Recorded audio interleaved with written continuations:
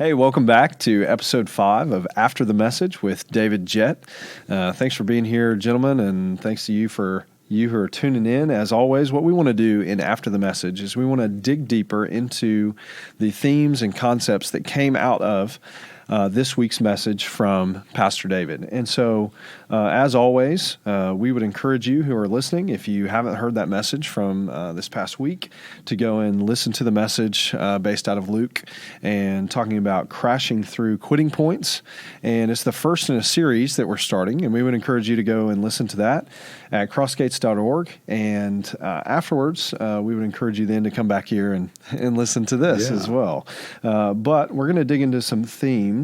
So, Pastor, tell us, though, for those who weren't able to tune in, just set up a little bit of the context here. What about the heart of your message from this week? Yeah, well, basically, the whole thing built around crashing through quitting points is the reality that everyone has quitting points and everybody hits quitting points. And a quitting point is that roadblock that really wants to make us give up. And so as we think about that, there's various roads that get us to those places. And so what I'm trying to do in this whole series is go down several of those different roads for us to identify, how did I get here? How did I wind up wanting to quit? And the first one we went to today, was what I called Misguided Illusions. And you know, the reality of an illusion is it's a false perception of reality. It's a false belief. It's a misconception about what's really happening, and that's what an illusion is. And so that sounds fine. We all have those in our life, this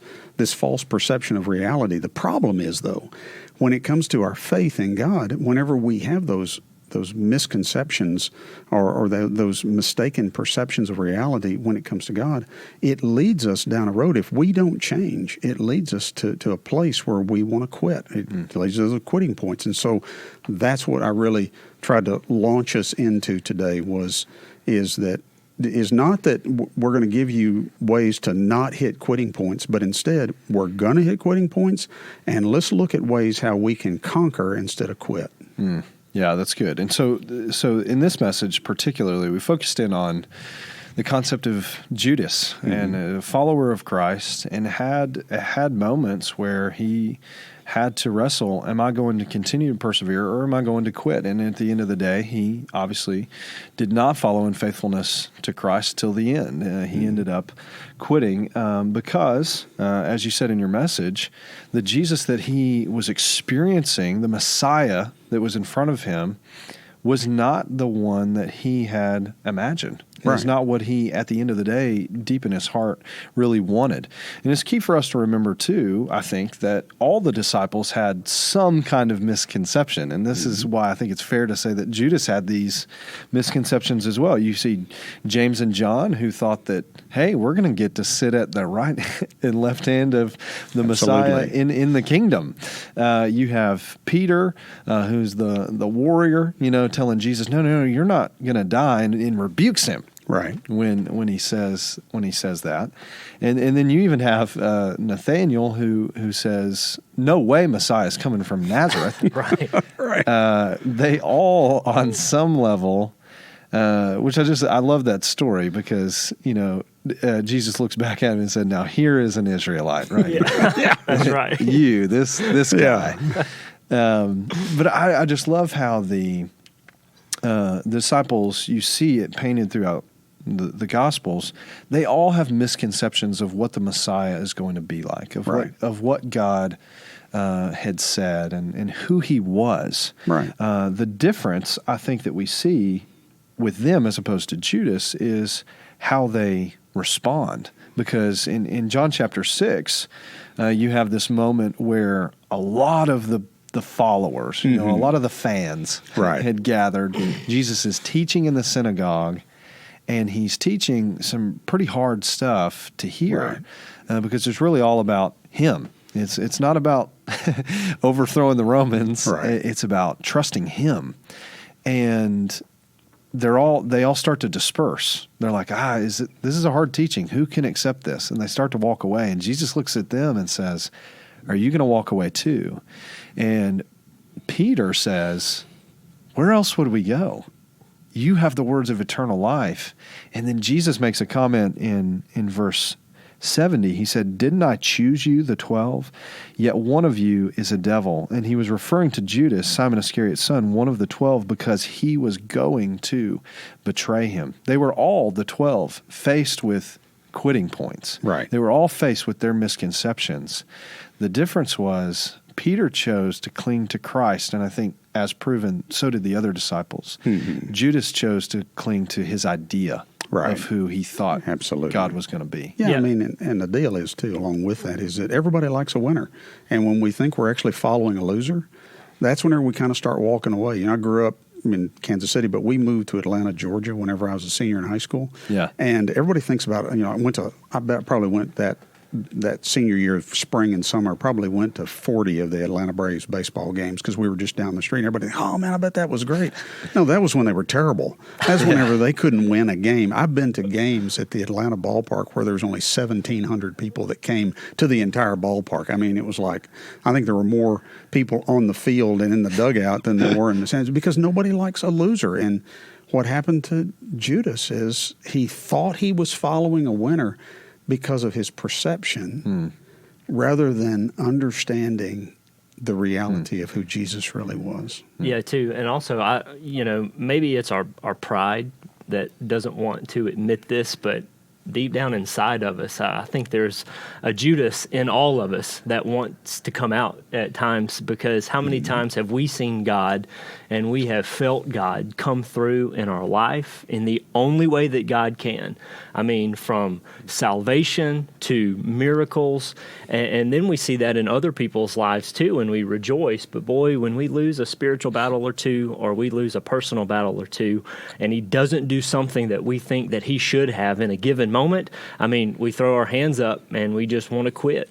But the key is, which you alluded to in your message this morning, is to push through those times. And you showed two very different outcomes in the message on how to tackle that. So, the truth is, if we just get totally honest and transparent with ourselves, I believe that we've all been in these moments, and we just have to, we've all been there essentially to where we say, I thought God would ...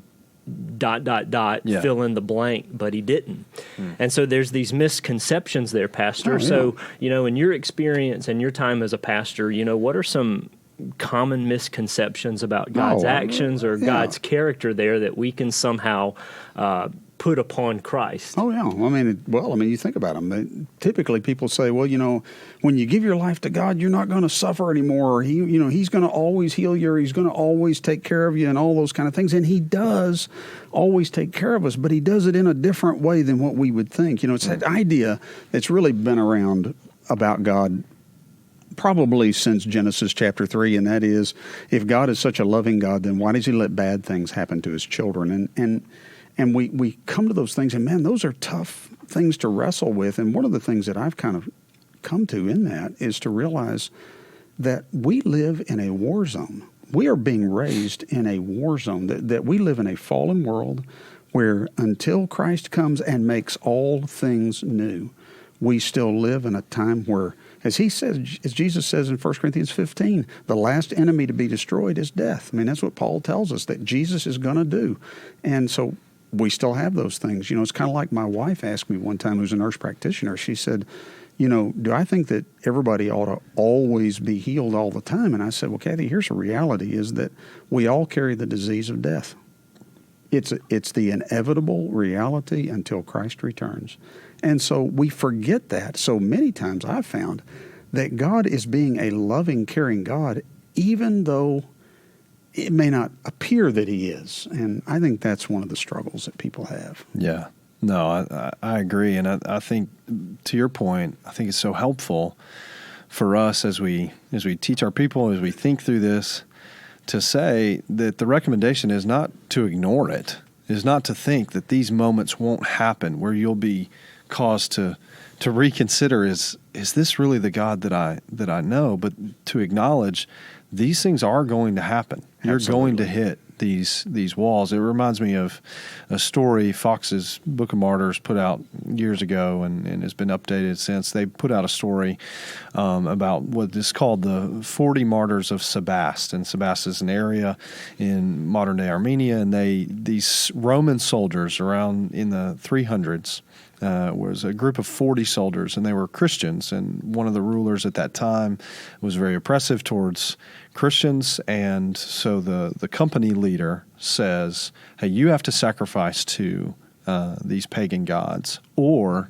else, Right. essentially. And they refuse. They say, no, we're followers of Christ. We cannot do this.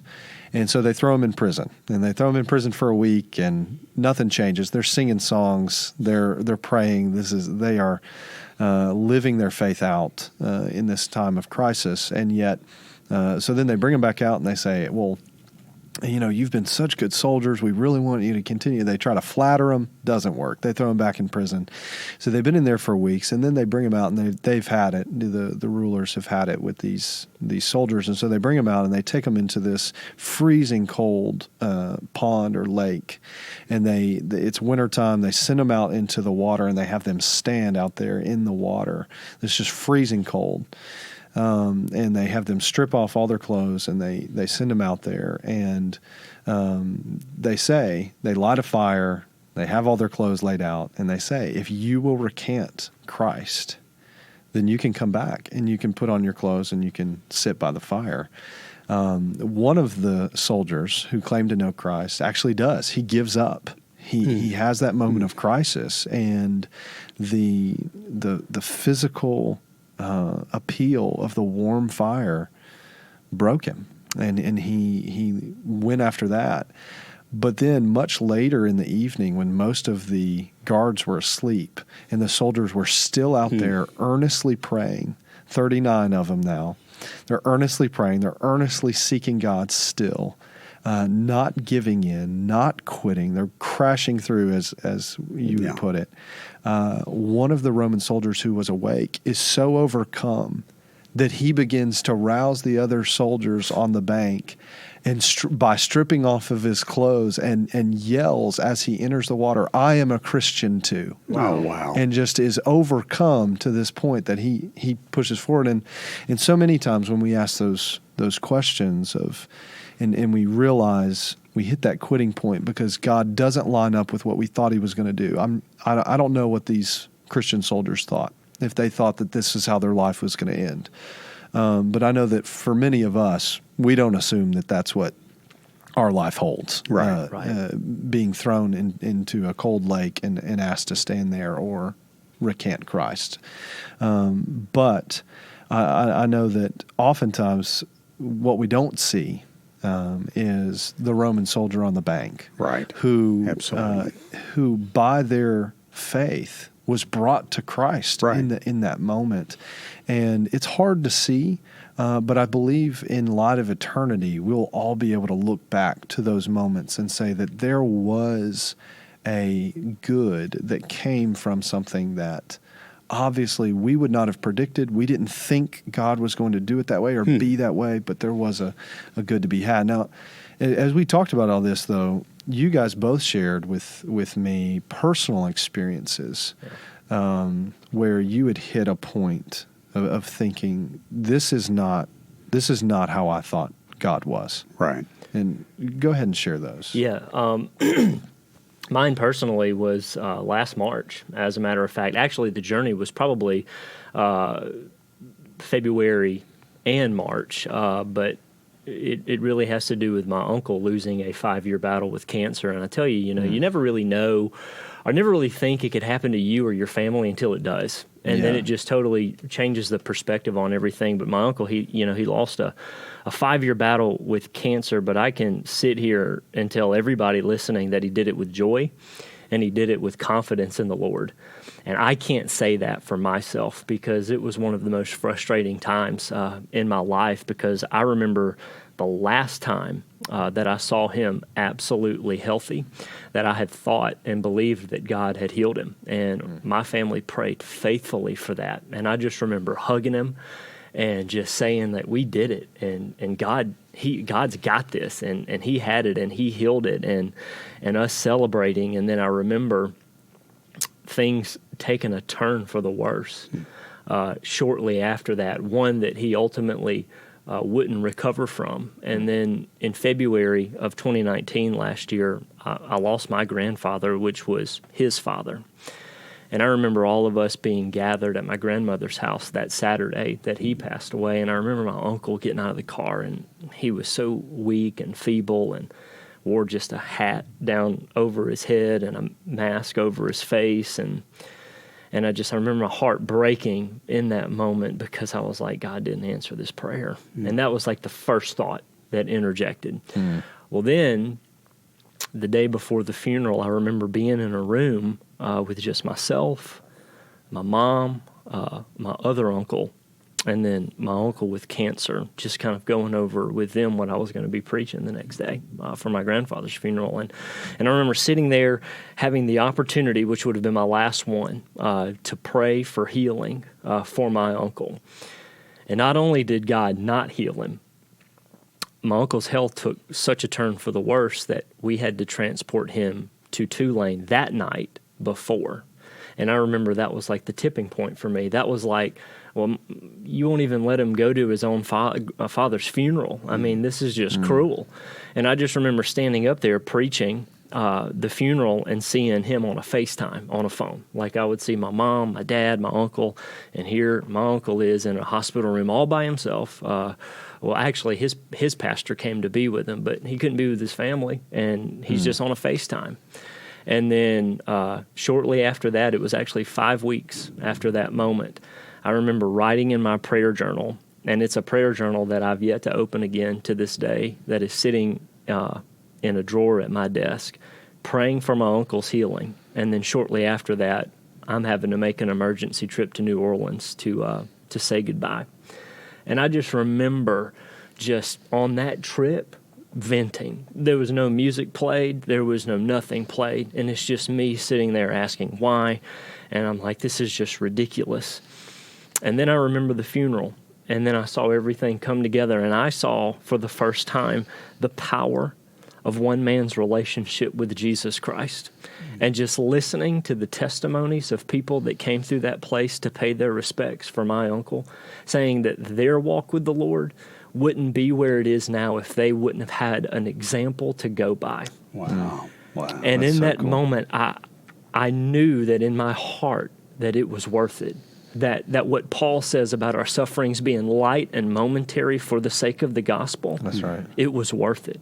And it changed me, just like it changed the people that were testifying to my uncle's relationship with the Lord. And it changed me. It changed my heart. It gave me a fresh perspective, even in my prayer life, that I have taken with me forward as I live day to day.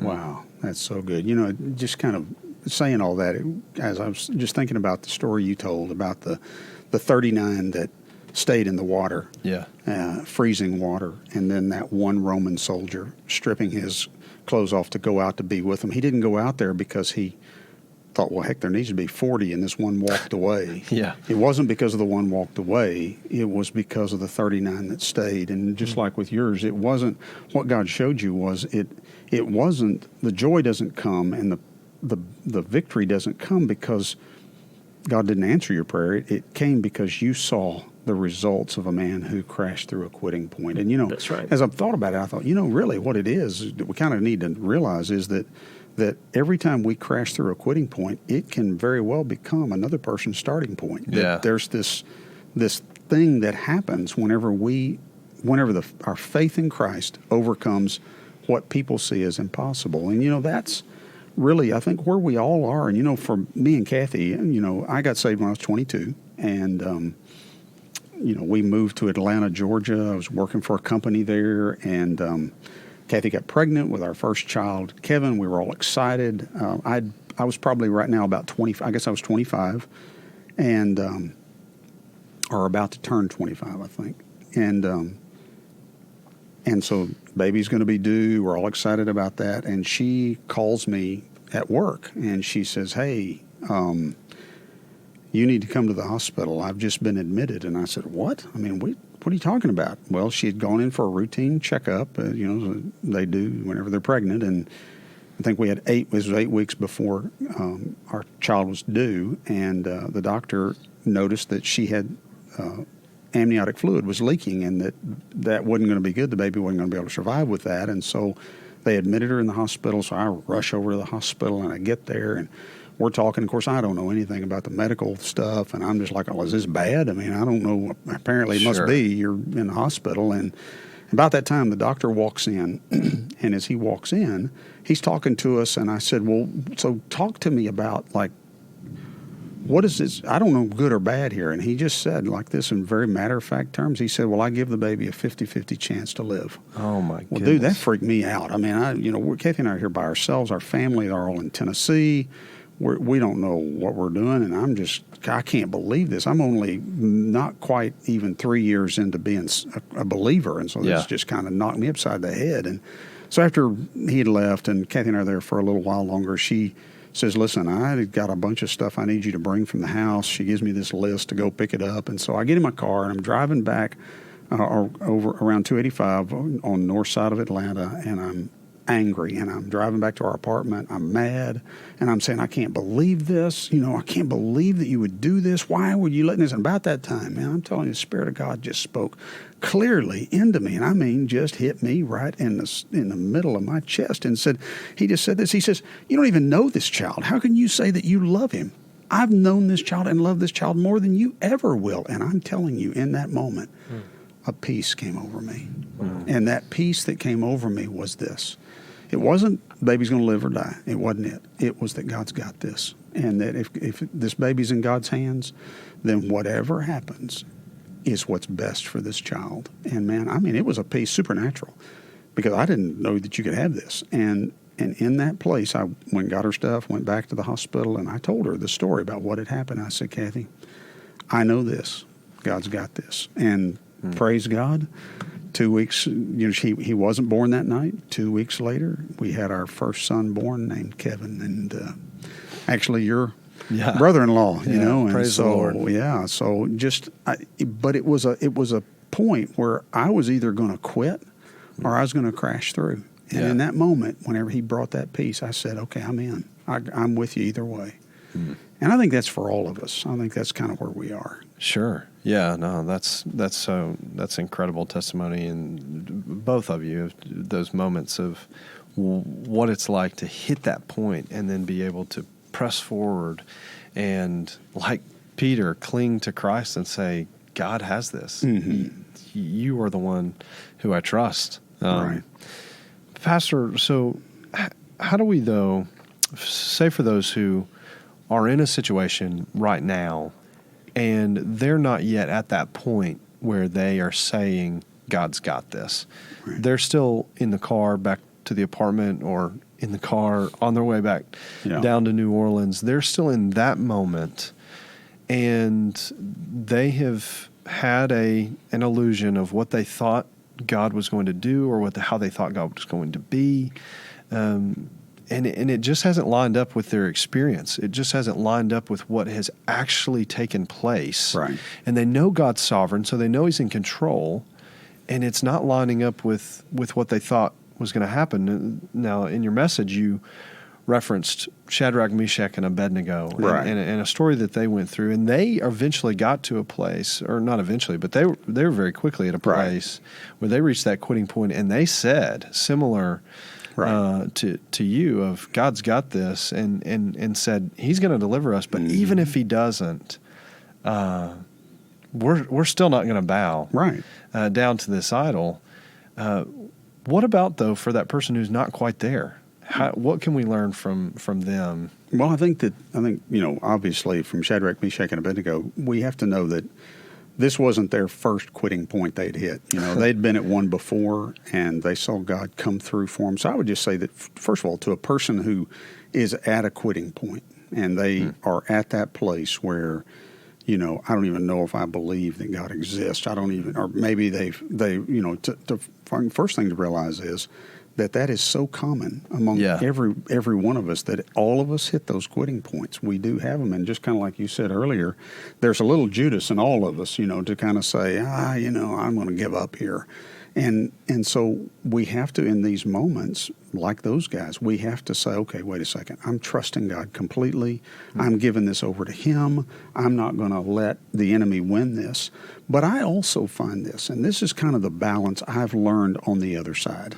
And this is kind of where I would say probably one of the big lessons we can learn from Shadrach, Meshach, and Abednego, that we can learn in their story, is that they were facing a certain death. Mm-hmm. It was certain. It was right there in front of them. And they, like those 40 martyrs, they refused to bow down. They said, we're not going to do it. They just was real clear, said, look. And they said it this way, hey, our God is able to deliver us. Yeah. And we are going to trust Him to deliver us from the fire, and we don't have to worry about it. But even if He doesn't, we're not going to bow down. And that is a place where we have to say, you know what? My perception about God may be off, and it may not be right. This is, I guess if I was going to put it in a nutshell, what I've come to believe is, and I say this a lot at our church, is that, you know what? I don't know what I'm doing, but I do know who I'm following, and I know that He knows what He's doing. That God, He's always good. Yeah. He's always loving, but He doesn't always make sense.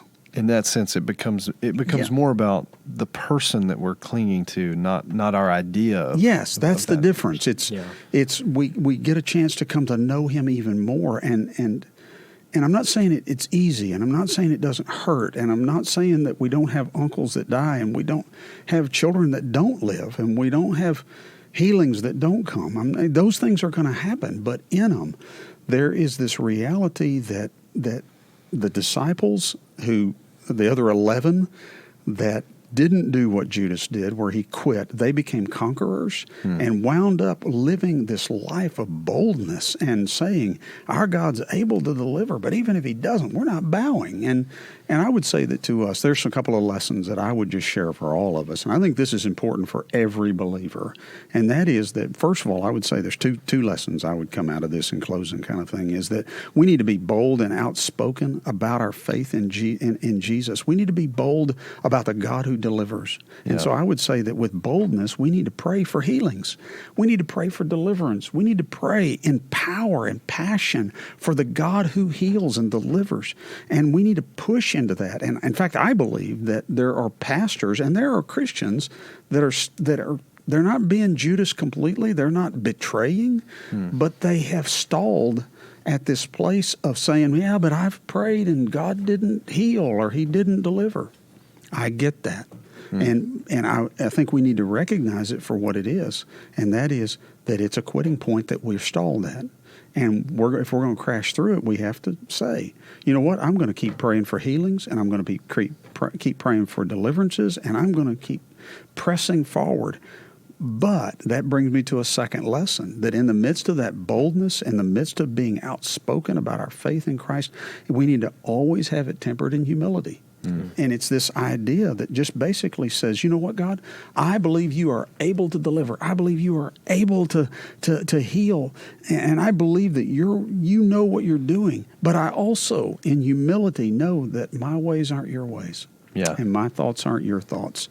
And so it's kind of this idea that we need to press into the goodness of God in healing and delivering, but at the same time, we need to also rest in the goodness of God's grace, that even if He doesn't, we're not going to bow down. And that's how we, one, crash through quitting points, but it's also, I think, for all of us to see, that's how we defeat the Judas that's on the inside. Yeah. And so, I mean, if I'm hearing you correctly, a lot of times when people think that they're quitting because of a certain situation, it's actually not that more than it is revealing a heart condition and where they really 100% right. Absolutely. It's so much. It's like this. It's not the situation that brought us there. It's this false perception we have of God. And that's a heart thing. Yeah. Man, that's so good. Thank you, Pastor, for being diligent and studying and bringing that to us. Thank you, Ben, for sharing from your life and just the wisdom there. And thank you all for tuning in. What a good reminder, just that we can, when we crash through these quitting points, we can reach this place where we can say, we believe God, right, and He's going to deliver. But even if He doesn't, we're not quitting. This is the God that we cling to. That's right. Thank you again for tuning in. We hope this has been encouraging and uplifting to your heart today. God bless you. Amen.